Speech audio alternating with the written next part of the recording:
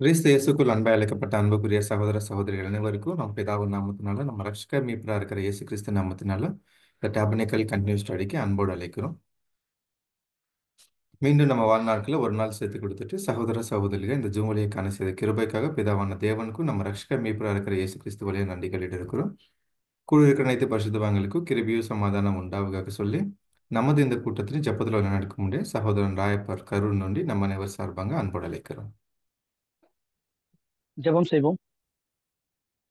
கிருபையிலும் இரக்கத்திலும் ஐஸ்வர்யம் நிறைந்தவரே, சகல விதமான ஆறுதலின் தெய்வமே, வானாதி வானங்களில் வீற்றிருக்கிறவரே, பூமியின் மனுமக்களாக எங்களை நித்தம் கண்ணோக்கி பார்த்து போசிப்பித்து வழிநடத்தி வருகிற எங்கள் ஒன்றான மெய் தெய்வமே, உமக்கே சதா காலங்களிலும் புதிய மகிமையெல்லாம் உம்முடைய ஒரே பேரான குமாரனும் எங்கள் நேச ரட்சகருமான கிறிஸ்து இயேசுவின் மூலமே நாங்கள் உமக்கு ஏறெடுக்கிறோம்.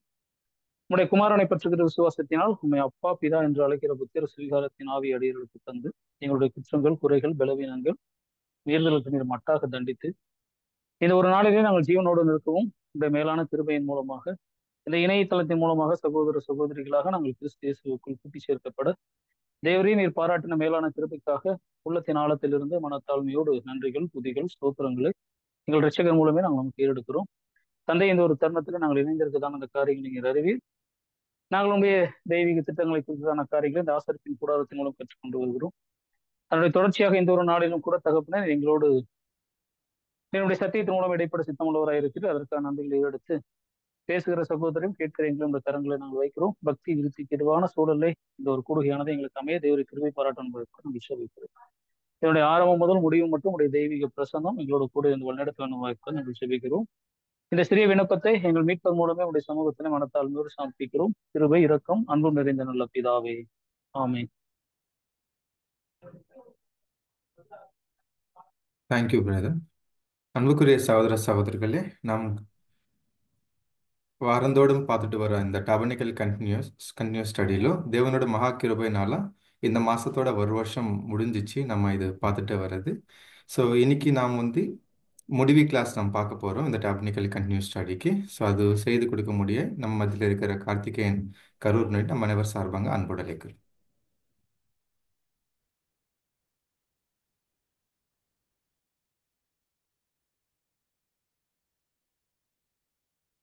தேவ சமூகத்தில் மிகவும் அன்பாய் கூட்டிச் சேர்க்கப்பட்ட அன்புக்குரிய சகோதர சகோதரிகளே, உங்கள் யாருக்கும் நம்முடைய பிதாவாகிய தேவனுடைய நாமத்தினாலும் இந்த கர்த்தராகிய இயேசு கிறிஸ்துவினுடைய நாமத்தினாலும் கிருபையும் சமாதானமும் உண்டாவதாக என்ற அன்பு வாழ்த்துக்களை நான் உங்களுக்கும் தெரிவித்துக் கொள்கிறேன். தேவனுடைய ஒரு பெரிதான கிருபையினாலே கடந்த ஒரு வருடம் முழுவதுமாக ஆசரிப்பு கூடாரத்தினுடைய ஒரு தொடர் வேதாகம் வகுப்பு நடந்து கொண்டிருந்துச்சு. அநேக காரியங்களை நம்ம படிக்கும்படியாக, புதிய விஷயங்கள் எல்லாம் நம்ம தெரிஞ்சு கொள்ளும்படியாக தேவன் ஒரு மிகப்பெரிய ஒரு கிருபை செய்திருக்கிறாங்க. விசேஷமாக நான் என்னுடைய தனிப்பட்ட நன்றிகளை தேவனுடைய பாதத்தில் நான் ஒரு கோடான கோடி நன்றிகளை நம்ம சமர்ப்பிக்கணும். காரணம் என்ன அப்படின்னு சொன்னால், இந்த ஆசரிப்பு கூடாரத்தினுடைய தொடர் வேதாகம் வகுப்பு ஒரு 8 வருடங்களுக்கு முன்பாக கோயம்புத்தூர் எக்லிஷியாவில் இந்த ஒரு பாடங்கள் நாம் நடத்துகிற போது இருந்த ஒரு வெளிச்சத்தை காட்டிலும் ஒரு அதிக வெளிச்சத்தோடு கூட இந்த ஒரு வகுப்பில் நம்ம படிச்சிருக்கிறோம் அப்படின்றது எனக்கு தனிப்பட்ட முறையில் நான் ரொம்ப ஃபீல் பண்ணுறேன். அந்த கம்பேர் பண்ணி பார்க்கும்போது அன்னைக்கு படித்த அநேக காரியங்களை விட இந்த முறை நிறைய புதிய விஷயங்கள் வெளிப்பட்டிருக்கிறதெல்லாம் நம்ம பார்த்துக்கிறோம். அநேக சகோதர சகோதரிகள் உங்களுடைய அருமையான ஒரு ஃபீட்பேக்கும் கூட கொடுக்கும் பொழுது அது இன்னும் உற்சாகமாக நம்ம நிறைய விஷயங்களை படிக்கிறதுக்கு அது ஒரு உற்சாகமாக இருந்துச்சு. அந்த அடிப்படையில் இப்போ நம்ம என்ன வந்துட்டோம் அப்படின்னா, கடைசி வகுப்பு போன வாரமே நம்ம கம்ப்ளீட் சிலபஸஸ் கம்ப்ளீட் பண்ணியாச்சு. இன்னைக்கு ஒரு ஒரு கன்க்ளூஷன் தான். ஒரு சின்ன ஒரு ரீகால் பண்ணணும்னு ஒரு விருப்பம் இருந்துச்சு. ஒரு ரீகால் பண்ணிட்டு ஒரு கடைசியாக நம்ம இந்த வகுப்பை நம்ம நிறைவு செய்யலாம் அப்படிங்கிற ஒரு விருப்பத்தில் இந்த ஒரு வகுப்பை நம்ம ஆரம்பிக்கிறோம். அன்பான சகோதர சகோதரிகளே, ஆசரிப்பு கூடாரம் அப்படின்னு சொல்லி நம்ம பார்க்கும்போது இது உண்மையாகவே அன்னைக்கு இஸ்ரேல் ஜனங்களுக்கு தேவன் இதை என்ன நோக்கத்திற்காக கொடுத்தார் அப்படின்னு சொல்லி பார்க்கும்போது, தேவனுடைய மனசு இருக்கு இல்லைங்களா, அவருடைய ஆள் மனசுல எப்பொழுதுமே ஒரு ஒரு ஒரு ஒரு அன்பு நிறைஞ்சிருக்கும். நீதி இருக்கும், ஞானம் இருக்கும், வல்லமை இருக்கும். அந்த 4 விஷயங்களுமே அப்படியே சரி சம அளவில் நிறைஞ்சிருந்தாலும் அன்பு எப்பொழுதுமே அவர் மேலோங்கி அவரிடத்துல இருக்கும்.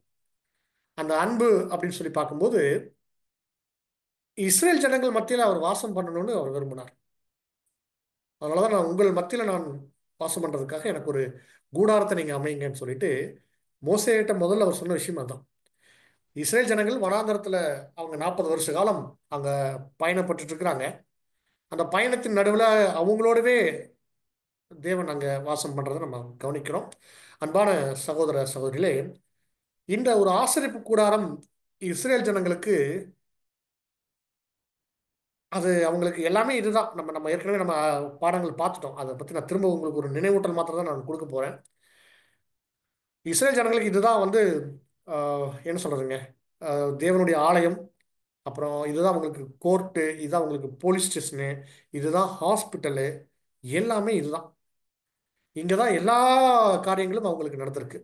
இஸ்ரேல் ஜனங்களுக்கான ஒட்டுமொத்த இஸ்ரேல் ஜனங்களுடைய ஒட்டுமொத்த தேவையும் சந்திக்கப்பட்ட இடம் தான் இந்த ஆசரிப்பு கூடாரம். தேவனுடையத்துல வந்து அவங்க செலுத்தின அநேக பலிகள், அவங்களுடைய வேண்டுதல்கள், விண்ணப்பங்கள், எத்தனையோ விஷயங்கள் இந்த ஆசரிப்பு கூடாரம் அன்னைக்கு நிழல்ல நான் சொல்றது யூத யுகத்துல இந்த ஆசரிப்பு கூடாரம் சந்திச்சிருக்கு. என்ன சொல்லப்போனால் அநேக மரணங்கள், அந்த மரணங்கள் கூட நமக்கு ஒரு எச்சரிப்பின் பாடமாக கூட இருக்கிறதையும் பார்த்துருக்குறோம். எத்தனையோ ஆசாரியர்கள் இந்த இடத்துல மறைச்சிருக்கிறதையும் நம்ம பார்த்துருக்குறோம். அது அது மாத்திரமல்ல, இந்த ஆசரிப்பு கூடாரத்தை தேவன் என்னவாக நமக்கு சொல்லியிருந்தாங்க அப்படின்னு சொல்லி பார்க்கும்போது இதனுடைய அருமையான ஒரு வசன பகுதியை நம்ம வாசிச்சோம். அப்போஸ்தலனாகிய பவுல் எபிரேயருக்கு எழுதின அந்த அவருடைய அந்த லெட்டர்ல அவர் பதிவு செய்கிறார். எபிரேயர் 8ஆம் அதிகாரம் 5ஆவது வசனம். சகோதரி வாசிக்க முடியுமா? Yes brother. எபிரேயர் 8ஆம் அதிகாரம் வசனம் 5. இவர்கள் செய்யும் ஆராதனை பரலோகத்தில் உள்ளவைகளின் சாயலுக்கும் நிழலுக்கும் ஒத்திருக்கிறது. அப்படியே மோசே கூடாரத்தை உண்டு பண்ண போகையில் மலையிலே உனக்கு காண்பிக்கப்பட்ட மாதிரியின்படியே நீ எல்லாவற்றையும் செய்ய எச்சரிக்கையாயிரு என்று தேவன் அவனுக்கு கட்டளையிட்டார். ஆமாங்க சகோதர சகோதரிகளே, இது ஒரு பரலோகத்தினுடைய சாயல் தான் இந்த ஆசரிப்பு கூடாருங்கிறத நம்ம மறந்துடக்கூடாது. நம்ம பரலோகத்தினுடைய சாயல், அப்ப நம்ம பரலோகம் அப்படின்னு சொல்றது தேவனுடைய ராஜ்யம், தேவன் விரும்பக்கூடிய ஒரு ஒரு அருமையான தேவன் வாசம் பண்ணக்கூடிய ஒரு இடம். அதான் பரலோகம், பரலோக ராஜ்யம். நம்ம அந்த என்ன வார்த்தை சொன்னாலும் தகும். இந்த பரலோகத்தினுடைய காரியங்கள், அதற்கு இன்னொரு பேர் வைக்கலாம். பரலோகத்துக்கு இன்னொரு பேர் வச்சோம்னா அதுதான் புது சிருஷ்டி. பரலோகத்தினுடைய இன்னொரு பேர், பரலோக ராஜ்யத்தினுடைய இன்னொரு பேர் கூட நம்ம வைக்கும்போது அதற்கு பேர் தான் புது சிருஷ்டின்னு சொல்றோம். இதனுடைய அருமையான ஒரு அர்த்தம் எங்க இருக்குது, இதனுடைய மறைபொருள் என்ன அப்படின்னா, இதை முழுக்க முழுக்க புது சிருஷ்டி தான். புது சிருஷ்டியினுடைய வளர்ச்சியடைந்த நிலைமை தான் கிறிஸ்து. புது சிருஷ்டியின் வளர்ச்சி அடைந்த ஒரு முதிர்ந்த நிலை தான் கிறிஸ்து. அதை எண்டு ஆரம்ப நிலை அது ஒரு சின்ன ஒரு கருவா உருவாகி அதுக்கு வளர்ந்து வளர்ந்து வளர்ந்து அது ஒரு பரிபூரண நிலையை அந்த புது சிருஷ்டி அடைஞ்சதுன்னா அதுதான் கிறிஸ்துன்னு பார்க்கணும். இப்போ தேவன் எதிர்பார்த்தது அந்த கிறிஸ்து அப்படிங்கிற அந்த ஒரு ஒரு அமைப்பை தான். அதில் தலை நம்ம ஆடார இயேசு கிறிஸ்து இருக்கிறாங்க. சரீர அங்கங்களாக நம்ம அனைவரும், அதாவது சபை வகுப்பார் 1,44,000 பேர் இருக்கிறாங்க அப்படிங்கிறது பார்க்கணும். இந்த அத்தனை காரியங்களையும் நிழலாகத்தான் வச்சிருக்கிறாங்க. அதனுடைய பொருள் எதை பற்றி இருக்குது அப்படின்னு சொல்லி பார்க்கும்போது கொலோசியர் 2ஆம் அதிகாரம் 17ஆம் வசனத்துல வாசிக்கிறோம். அவைகள் வருங்காரியங்களுக்கு நிழலாய் இருக்கிறது அப்படிங்கிறார்.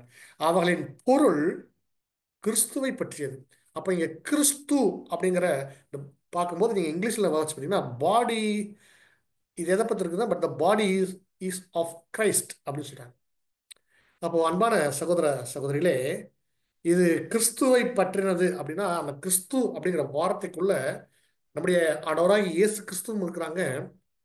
திருச்சபையின் பிள்ளைகள் 1,40,000 பேர் இருக்கிறாங்க. 1,44,000 இருக்கிறாங்க. இவங்க எல்லாமே சேர்ந்ததுதான் கிறிஸ்து. அப்போ இந்த ரகசியம் தான் இதுக்குள்ள இந்த ஆசரிப்பு கூடாரத்தில் இருக்குதுன்னு நம்ம பார்க்குறோம். அப்படியாக நம்ம இந்த ஆசரிப்பு கூடாரத்தை நம்ம பார்க்கும்போது இதுல நம்ம கிறிஸ்து எங்க இருக்கிறாருன்னா கிறிஸ்து பல பரிணாமங்கள் இருக்கிறத நம்ம கவனிக்கிறோம். எல்லாமே கிறிஸ்துவ பற்றினதான் இருக்கு. கிறிஸ்து தான் இங்கே எல்லாமே அப்படி சொல்லும்போது நீங்கள் பார்க்கலாம், இந்த ஆசரிப்பு கூடாரத்தை நம்ம ஒரு 3 பாகங்களாக நம்ம பிரிக்கலாம். மேஜர் டிவிஷன்ஸாக நம்ம பிரித்து இந்த பாடங்களை பார்த்தோம்.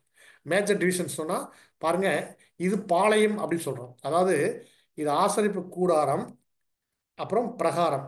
பாருங்க அன்பான சகோதரர்களே, இது ஆசரிப்பு கூடாரம், அப்புறம் அதை சுற்றி இருக்கக்கூடிய இந்த சுற்று பிரகாரம், அப்புறம் அதை சுற்றி இந்த குடியிருப்பு பகுதி இருக்கு பாருங்க, கோட்டர் சரியா, அது வந்து பாளையம். இப்படி 3 பாகங்களாக நம்ம இது பிரித்து பார்க்குறோம். அப்போ இதுல இந்த 3 டிவிஷன்ஸ்ல என்ன ஒரு காரியம் சொல்லப்பட்டிருக்குது அப்படின்னு சொன்னா, இந்த பாளையத்துக்கு புறம்பே அப்படின்னா பாருங்க, இந்த மலைகள்லாம் தெரியுது பாருங்க, அதுக்கப்புறம் அந்த குடியிருப்புக்கு அப்புறம் அந்த கோட்டர் சரியாவில் இருக்கு பாத்தீங்களா, அந்த கூடாரம், இஸ்ரேல் ஜனங்களுக்கு கூடாரம் போட்டிருக்கிறதுக்கான அதுக்கப்புறம் இருக்கக்கூடிய பகுதிகள் வந்து அது பாளையத்துக்கு புறம்பே அப்படி சொல்லி பார்க்குறோம். அதாவது இதெல்லாம் பாவ நிலையை அடையாளப்படுத்துதுங்க பார்க்குறோம். சரிங்களா? பாளையத்தில் இருக்கிறார் அப்படின்னா அவர் எங்க இருக்கிறாருன்னா, அது ஒரு ஒரு ஒரு ஒரு ஒரு உலக ஜனங்களாக இருந்து ஒரு பாவ நிலைமையிலிருந்து என்ன பண்றாங்கன்னா, இந்த ஆசரிப்பு கூடாரத்துக்கு அப்படியே கொஞ்சம் உள்ள பிரகாரத்துக்குள்ள நுழைஞ்சு அப்புறம் பரிசுத்தத்துக்குள்ள போயிட்டு மகா பரிசுத்தத்துக்குள்ள போகும்போது அவர் ஒரு பரிபூரண நிலையை அப்படிங்கிற அந்த ஒரு பரிசுத்த நிலையை, ஒரு ஹோலினஸ், காட்லினஸ் அடையிறார் அப்படின்னு பார்க்கணும். ஒரு பாவ மனுஷன் கொஞ்சம் கொஞ்சமா அப்படியே பரிசுத்த நிலை அடைஞ்சு அடைஞ்சு பரிசுத்தமாகி என்ன ஆகிறார் அப்படின்னா ஒரு பரிபூரண நிலையை அடைகிறார். அந்த பரிபூரண நிலை தான் நம்ம பார்க்குறோம் கிறிஸ்துவனுடைய அந்த காட்லினஸ், தேவனும் கிறிஸ்துவும் இருக்கக்கூடிய அதே ஒரு நிலைமைக்கு நம்ம போகிறோம். யோவான் கூட சொல்றாரு இல்லைங்களா, நாம இப்போ இப்படி இருக்கிறோம், பின் எப்படி இருப்போம்னு தெரியாது, ஆனா அவர் இருக்கிற வண்ணமாகவே நம்ம அனைவரும் இருப்போம் அப்படின்னு சொன்னார் இல்லைங்களா. அப்போ அவர் இருக்கிற வண்ணம் அப்படி சொல்லும்போது அது காட்லினஸ் அப்படிங்கிற ஒரு அந்த தேவத்தன்மைக்கு நம்ம வந்து என்ன பண்ண போறோம்னா மாற போறோம். அந்த ஒரு தெய்வீக நிலையை அடையிறது தான் அந்த ரகசியம் தான் இந்த ஆசரிப்பு கூடாரத்தில் இருக்குங்கிறத நம்ம பார்க்குறோம். பாருங்க, இது வந்து என்ன பாளையம் அது ஒரு உலக பிரகாரமான நிலையை அடையாளப்படுத்துது. இந்த பிரகாரம் அப்படின்னு சொல்லி பார்க்கும்போது, பிரகாரம் அப்படின்னு சொன்னாக்க ஒரு உலக மனுஷன் அல்லது ஒரு பெயர் கிறிஸ்துவ அமைப்பில் இருக்கிறவங்க கிறிஸ்துவையும் தேவனையும் அறிந்து கொள்றதுக்காகவோ அந்த ஒரு உண்மையான ஒரு சத்தியத்தின் பாதையில் அவங்க நடக்க ஆரம்பிக்கிறாங்க பாருங்க. அப்போ அதாவது பேசிக் கிளாஸ் எல்லாம் கேட்க வர்றாங்க பாருங்க. அப்போ எங்க என்ட்ரு ஆகுறாங்கன்னா இந்த பிரகாரத்துக்குள்ள என்ட்ரு ஆகிறத நம்ம பார்க்குறோம். பிரகாரம் அப்படிங்கிறது இதுதான் அந்த சுற்று, அந்த காம்பவுண்ட், அந்த காம்பவுண்டுக்குள்ள உள்ள என்ட்ரு ஆகுறாங்க. அன்பான சகோதர சகோதரிகளே, பாருங்க, இப்போ பிரகாரத்துக்கு என்ட்ரு ஆயிட்டாங்கன்னா அவங்க அவங்க என்ன நிலைமைக்கு வர்றாங்க அப்படின்னா பாதி நீதிமானாக்கப்பட்ட நிலைமைக்கு வர்றதை பார்க்குறோம். அப்ப இந்த பிரகாரம் அடையாளப்படுத்துறது பாதி நீதிமானாக்கப்பட்ட நிலைமை. அப்புறம் நீங்க நல்லா கவனிச்சு பார்த்தீங்கன்னா அப்போ உள்ள அப்படியே என்ட்ரு ஆகுறாங்க. இதுதான் இந்த பக்கம் இருந்து தான் இந்த டைரக்ஷன்ல இந்த டைரக்ஷன் போறது. அதை நம்ம எப்படி பார்க்குறோம் அப்படின்னா நீங்க நல்லா கவனிச்சு பார்க்கணும். இந்த ஆசரிப்பு கூடாரத்தினுடைய உள்ள என்ட்ராகிறதுக்கு எப்படி இருக்குது அப்படின்னு சொல்லி பார்த்தோம்னா ஒரு 3 நிலைகளை கடந்து போகணும். 3 படிநிலைகள். பாதி நீதிமானாக்கப்பட்ட நிலைமை எங்க பிரகாரத்துல இருந்து. இப்போ நம்ம சில பேர் இதோட வந்துட்டு அப்படியே திரும்பி போயிடுவாங்க. அவங்க ஒரு முழுமையான இடத்தை அடைய முடியாம போறதெல்லாம் பார்க்குறோம். உதாரணத்துக்கு ஒரு வேத வகுப்பு நம்ம நடத்தக்கூடிய அந்த அடிப்படை சத்திய வேத வகுப்பு கேட்கறதுக்காக ஆரம்பத்தில் வந்திருப்பாங்க. அப்புறம் பாதிலே போயிருப்பாங்க. அவங்கெல்லாம் என்னன்னா வந்து இதை டச் பண்ணிட்டு அப்படி போயிட்டாங்க. அப்படி போனவங்க நிறைய இருக்கிறாங்க. ஆனால் நம்மளை போல ஒரு சிலர் தான் உள்ள என்ட்ராகி இருக்கிறோம். அப்படியே என்ட்ராகி என்ன ஆகிறாங்கன்னா நம்ம எல்லாரும் நீதிமானாக்கப்பட்ட நிலை அடையிறோம். தேவனால எல்லாரும் நீதிமானாக்கப்படுறோம். காரணம் நம்ம விசுவாசிக்கிறோம் ஈடுபலியை. சரிங்களா? அப்போ அடுத்து உடனே நமக்காக தெரியக்கூடிய காரியங்கள்லாம் பார்க்கும்போது இங்க பலிபீடம் முதல்ல நமக்கு தெரியும். அது இயேசு கிறிஸ்துனுடைய ஈடு பலி. அப்படியே நம்ம வரும்போது தண்ணீர் தொட்டி அதை நம்ம ஞானஸ்தானத்தில் நம்ம ஒப்பு கொடுக்கணும். அதுக்கப்புறம் பரிசுத்தலம், மகா பரிசுத்தலம். இந்த ஆசரிப்பு கூடாரத்தை நீங்க 2ஆ பிரிக்கும் போது அங்க பரிசுத்தலம் இருக்கு, மகா பரிசுத்தலம் இருக்குது. பரிசுத்தலம் அப்படின்னு சொல்லி பார்த்தோம்னா அந்த பரிசுத்தலம் நம்ம ஞானஸ்தானம் எடுத்து ஒரு புது சிருஷ்டிகளாக ஒரு ஆவியில் ஜெனிப்பிக்கப்பட்ட ஒரு நிலைமையில நம்ம இருக்கக்கூடிய ஒரு இடமாக நம்ம பார்க்கிறோம். இது ஞானஸ்தானத்திலிருந்து நம்முடைய மரணம் வரையும் இருக்கக்கூடிய பகுதி. மரணத்துக்கு அப்புறம் 3வது திரையை நம்ம கிராஸ் பண்றோம். அன்பான சகோதரர்களே, அப்ப பிரகாரம் ஒருத்தர் உள்ள என்டர் ஆயிட்டாங்கன்னா அவங்க நீதிமானாக்கப்பட்டுட்டாங்கன்னு சொல்லி பார்க்கணும். இன்னும் கூட நீங்க சில விஷயங்களை நீங்க ஞாபகப்படுத்திக்கலாம். ஒருவேளை சில வகுப்புகள் நம்ம மிஸ் பண்ணியிருந்தா கூட இந்த ஒரு தொடர்ச்சியாக நம்ம சொல்லக்கூடிய இந்த சின்ன சுருக்கம் உங்களுக்கு கண்டிப்பாக ஒரு அதிக பிரயோஜனம் தரக்கூடியதாக இருக்கும். நீங்க நினைவுபடுத்துறதுக்காக தான் நம்ம சொல்றோம். ஆசரிப்பு கூடாரத்தில் சில கலர் முக்கியத்துவம் வாய்ந்ததாக நம்ம பார்க்குறோம். Colours blue, purple, scarlet, white, red, இதெல்லாமே நமக்கு ரொம்ப முக்கியத்துவம் வாய்ந்த சில காரியங்களை நம்ம பார்ப்போம். அதுலேயும் 3 கலரை மிக்ஸ் பண்ணி பர்பிள், ப்ளூ, ஸ்கார்லெட் எல்லாம் மிக்ஸ் பண்ணி அங்கே வரும்போது அது ஒரு 3 கலர்ஸ் இருக்கும். அதெல்லாம் எங்கே மேக்ஸிமம் யூஸ் பண்ணுறாங்க அப்படின்னா அந்த ஸ்க்ரீன்ஸில் யூஸ் பண்ணியிருப்பாங்க. 3 கேட் நம்ம சொன்ன படித்தோம் இல்லைங்களா? ஆசரிப்பு கூடத்தில் பிரகாரத்திற்கு ஒரு வாசல் இருக்கும், பரிசுஸ்தலத்துக்கு ஒரு வாசல் இருக்கும், அடுத்து மகாபரிசுத்தத்துக்கு ஒரு கேட். இந்த 3 வழி, இதுதான் 3 நிலைகள். ஒரு புது சிருஷ்டி தன்னுடைய வாழ்க்கையில 3 படிநிலைகளை கடந்து தான் அங்கே போகணும் அப்படிங்கிறதுக்கான ஒரு அடையாளத்தை தேவன் இங்கே வச்சிருக்கிறத பார்க்குறோம். அழைக்கப்பட்ட நிலைமை, தெரிந்து கொள்ளப்பட்ட நிலைமை, உண்மையுள்ள நிலைமை. ஒருத்தங்க என்ன பண்றாங்க, தேவனுடைய இன்னொரு பரலோக ராஜ்யத்துக்கான ஒரு அழைப்பை வாங்குறாங்க. அது அழைக்கப்பட்ட நிலை, முதல் கேட், இதில் உள்ள என்ட்ராகிறது. அடுத்தது தெரிந்து கொள்ளப்பட்ட, தேவனால் தெரிந்து கொள்ளப்படுறோம். அது மாத்திரமில்ல, நாம அத்தனை சத்தியங்களையும் நம்ம தெரிஞ்சு கொள்றதுக்காக இங்க உள்ள என்ட்ராகும். அதுதான் முக்கியமான விஷயமா பார்க்கணும். அடுத்தது உண்மையுள்ள நிலைமைன்னு சொல்லக்கூடிய அந்த 1,40,000 என்ற சபை வகுப்பாராக அந்த மகிமை அடையணும். மகிமை இது ஜஸ்டிஃபைடு கண்டிஷன். இது அது ஜஸ்டிஃபைடுக்கு அடுத்து, அதாவது நீதிமானாக்கப்பட்ட நிலைமைங்கிறது பரிசுத்தவானாக்கப்பட்ட நிலைமை. அடுத்தது இங்க இருக்கு, நீங்க நல்லா இது இது ஜஸ்டிஃபிகேஷன், சாங்டிஃபிகேஷன், இது குளோரிஃபிகேஷனுங்கிற ஒரு 3 ஸ்டேஜஸ் அடையாளப்படுத்துறதை பார்க்குறேன். இந்த 3 கேட்டும் கிறிஸ்துவை அடையாளப்படுத்து. ஆசரிப்பு கூடத்தில் எல்லாமே கிறிஸ்து தான். நீங்க எதை எடுத்தாலும் கிறிஸ்து தான் அப்படிங்கிறத நம்ம மறந்துடவே கூடாது. அன்பான சகோதரர்களே, அவர் தான் சொல்லியிருக்கிறார், நானே வழியும் சத்தியமும் ஜீவனுமா இருக்கிறேன். வழி, சத்தியம், ஜீவன், 3 கேட்டு. அழைக்கப்பட்ட நிலைமை, தெரிந்து கொள்ளப்பட்ட நிலைமை, உண்மையுள்ள நிலைமை அப்படின்னு ஒரு 3 படிநிலைகளை அங்கே நம்ம கடந்து போறதை நம்ம பார்க்குறோம். பாருங்க, முதல்ல நம்ம வழி ஓப்பன் பண்ண, அதான் வழி, நானே வழியும் 1 ஃபர்ஸ்ட் கேட்டு பிரகாரத்தில் உள்ள என்ட்ராகிறோம். அப்போ நமக்கு அருமையான அந்த ஒரு அழைப்பு வந்துருச்சு, பரலோகத்திற்கான வழி ஓப்பன் ஆயிடுச்சு. அடுத்தது பரிசுத்தத்தில் உள்ள என்றாகும்போது அங்கே நமக்கு சத்தியம் கிடைக்குது. அடுத்தது 3வது கேட்டுக்கு போகும்போது அங்கே நம்ம ஜீவன் அப்படிங்கிறது, ஜீவனுக்குரிய காரியங்களை பெற்றுக்கொள்கிறோம் அப்படின்னு பார்க்குறோம். அடுத்ததாக நம்ம இந்த பிரகாரத்துக்குள்ள என்றாலும் நம்ம பார்க்குற இந்த பலிபீடம் அப்படின்னு சொன்னால், இந்த இடத்துல நீங்கள் நல்லா சில விஷயங்களை புரிஞ்சுக்கோங்க. சில எப்படி கலர் முக்கியத்துவம் வாய்ந்துச்சோ அதே மாதிரி சில பொருட்கள் முக்கியத்துவம் வாய்ந்திருக்கு.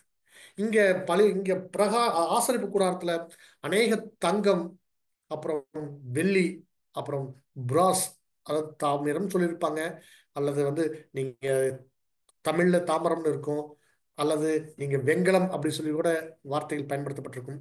கிட்டத்தட்ட அதெல்லாம் வார்த்தைகள் ஒண்ணுதான், ஒவ்வொரு சில டிரான்ஸ்லேஷன் ஒரு மாதிரி இருக்கும்.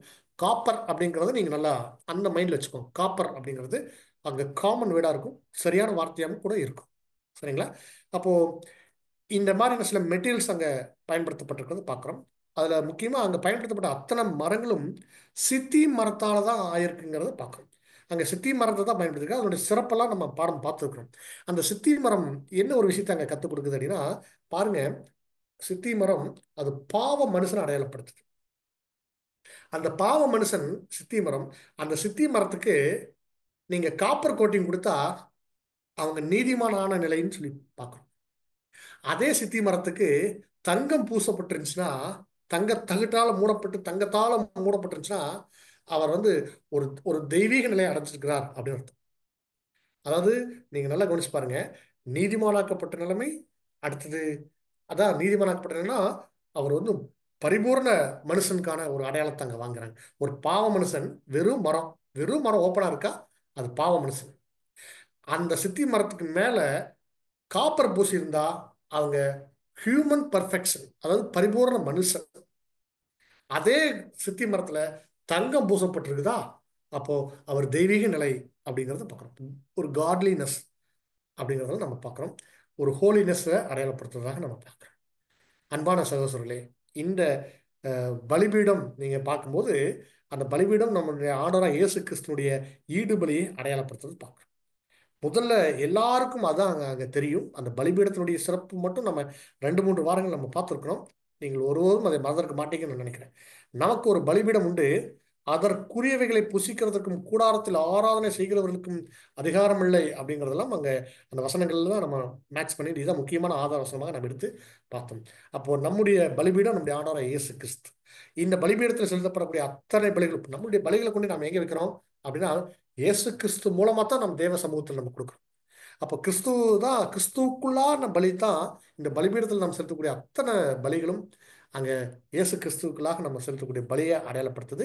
அது மிக முக்கியமாக கிறிஸ்துவனுடைய பலி அந்த ஒட்டுமொத்த இயேசு கிறிஸ்து அந்த ஈடுபலி கொடுத்த அந்த ஒரு தருணத்தை தங்களை முழுவதுமாக அர்ப்பணிச்ச அந்த ஒரு காரியத்தை அங்கே அடையாளப்படுத்தி இருக்குதுங்கிறத பார்க்குறோம். அதை தொடர்ந்து நம்ம முக்கியமாக நினைவில் வச்சக்கூடியது தண்ணீர் தொட்டி. தண்ணீர் தொட்டியே ஒரு ஆச்சரியமான விஷயம். பாருங்க, எல்லாருக்கும் எல்லா பொருட்களுக்குமே ஆசிரியப்பு கூடத்திற்கு ஒவ்வொரு பனிமூட்டுகளுக்கும் வெசல்ஸ் ஒவ்வொன்றுக்குமே ஒரு மெஷர்மெண்ட் கொடுத்துருப்பாங்க, ஒரு அளவு கொடுத்துருப்பாங்க. இந்த அளவு இவ்வளோ உயரம் இருக்கணும், அந்த உயரம் இருக்கணும், இவ்வளோ அகலம் இருக்கணும், அவ்வளோ அகலம் இருக்கணும். ஆனால் இந்த தண்ணீர் தொட்டிக்கு அளவுகள் குறிக்கப்படலை. அதுக்கு என்ன காரணம் கூட பார்த்தோம். இதுக்கான பொருள் என்னன்னா, பெண்கள் அந்த ஸ்திரீகள் இருக்காங்க இல்லைங்களா, இஸ்ரேல் நாட்டினுடைய ஸ்திரீகள் அவங்க முகம் பார்க்கறதுக்காக கண்ணாடியை, இப்போ இன்னைக்கு நம்ம கண்ணாடி பயன்படுத்துகிற மாதிரி அங்கே என்ன பண்ணுவாங்கன்னா, அந்த வெண்கலத்தை நல்லா பாலிஷ் பண்ணி அதில் முகம் பார்க்கக்கூடிய ஒரு வழக்கம் அவங்கள்ட்ட இருந்துச்சு. அந்த பொருள் தான் உணர்ந்து என்ன பண்ணாங்கன்னா எல்லாருமே மோசை முன்னாடி போட்டாங்க, எல்லா ஸ்திரீகளும். அந்த பொருட்களை கொண்டு செஞ்சது தான் என்ன அப்படின்னா தண்ணீர் தொட்டி. சரிங்களா? அப்போ அந்த பொருட்களை அடிச்சு நான் என்ன பண்ணியிருக்காங்கன்னா ஒரு தொட்டியாக செய்கிறாங்க. அந்த தொட்டியில் தண்ணீர் வச்சிருப்பாங்க. அப்போ இது எதற்கு அடையாளம்னா சுத்திகரிப்புக்கு அடையாளமாக இருக்குங்கிறத பார்க்குறோம். ஒரு ஆசாரியன் பாருங்க, இந்த ஆசரிப்பு கூடாரத்துக்கு ஒருத்தர் வெளில வந்தாலும் அவர் முதல்ல என்ன பண்றாருன்னா இந்த தன்னை சுத்திகரிக்கிறார் அப்படின்னு பார்க்குறோம். அப்போ நம்மளை சுத்திகரிப்பு எதுனா தண்ணீர் பொதுவாக நமக்கு தெரியும், அது தேவனுடைய வார்த்தைகள் சத்தியம், அதுதான் நம்ம சுத்திகரிக்கும். ஒரு ஒரு ஒரு ஒருத்தர் பரிசுத்தம் நம்மளை எதுதான் பரிசுத்தமாக்கும்னா தேவனுடைய சத்தியங்கள் தான் நம்மளை பரிசுத்தமாக்கும். வேத வசனம் தான் சத்தியம், அந்த சத்தியம் தான் நம்மளை பரிசுத்தமாக்கும். ஒருத்தர் பாவியா இருக்கிற ஒருத்தரை பரிசுத்தமாக சேர்றது தேவனுடைய வார்த்தைகள் தான், சத்தியம் தான். சரிங்களா? அப்போ இந்த தண்ணீர் தொட்டி அதுதான். இப்போ இதனுடைய அளவு என்ன, இதில் எவ்வளோ வச்சுருந்தாங்கன்னா நாம் எவ்வளவு பாவங்கள் நமக்குள்ள இருக்கோ, எவ்வளவு குறைகள் இருக்கோ, அதை நம்ம என்னன்னா நம்ம கிளியர் பண்ணுற அளவுக்கு நம்ம அதில் இருந்து பயன்படுத்தலாம். இதில் ஏதாவது கட்டுப்பாடு கொடுக்கப்பட்டிருக்குதா அப்படின்னா கட்டாயமாக கட்டுப்பாடு கொடுக்கப்படுற மாதிரி தெரியல. அதே மாதிரி இதில் என்ன இருக்குன்னா முகம் தெரியும். அப்போ நம்முடைய குற்றம் குறைகள் எல்லாம் சத்தியம் நமக்கு எடுத்து காட்டும். நம்ம கேட்கக்கூடிய பாடங்கள் மூலமாக நம்ம எக்லிஷியாவில் போகிறோம், பாடங்கள் பார்க்குறோம், இல்லை பரியன் வகுப்பில் நம்ம வந்து டிஸ்கஸ் பண்ணுறோம், இல்லை ஏதாவது சத்திய வார்த்தைகள் நம்ம காதில் வருதா, அப்போ தேவன் நம்மளோட பேசுகிறார். அதில் ஏதாவது நம்மளுடைய குற்றங்கள் சுட்டி காட்டப்படுதா, நம்ம உடனடியாக நம்ம சரி செய்யணும். அதுதான் இந்த தண்ணீர் தொட்டியினுடைய அடையாளம் அப்படின்னு பார்க்குறோம். அப்போ நம்முடைய குற்றம் குறைகளை சரி செய்கிறது சுத்திகரிக்கிறதுக்கு சமமாக இருக்குது. ஒரு வசனம் வாசிக்கலாம். 2 கொரிந்தியர் 7ஆம் அதிகாரம் 1ஆம் வசனம் வாசிங்க சோரி. 2 கொரிந்தியர் 7ஆம் அதிகாரம் வசனம் 1. இப்படிப்பட்ட வாக்குத்தத்தங்கள் நமக்கு உண்டாயிருக்கிறபடியினால் பிரியமானவர்களே, மாம்சத்திலும் ஆவியிலும் உண்டான எல்லா அசுசியும் நீங்க நம்மை சுத்திகரித்துக் கொண்டு பரிசுத்தமாக்குதலை தேவ பயத்தோட பூர்ணப்படுத்த கடவும். ஆமாங்க. அப்போ எல்லாத்துலேயும் வெளியில நம்ம மாமிசத்திலையும் நம்ம சுத்தமாக இருக்கணும், ஆவியிலும் சிந்தையிலும் சுத்தமாக இருக்கணும். அப்போ மாமிசம் மற்றும் சிந்தை ரெண்டுமே சுத்தமாக வச்சுக்கிறது நம்முடைய கடமை.